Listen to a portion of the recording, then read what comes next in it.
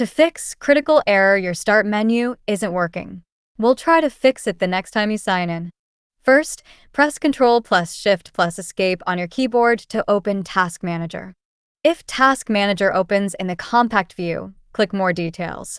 Now scroll down and find Windows Explorer. Right-click on Windows Explorer and select Restart. Your taskbar and desktop may disappear for a few seconds and then come back. Once Windows Explorer restarts, try opening the Start menu again.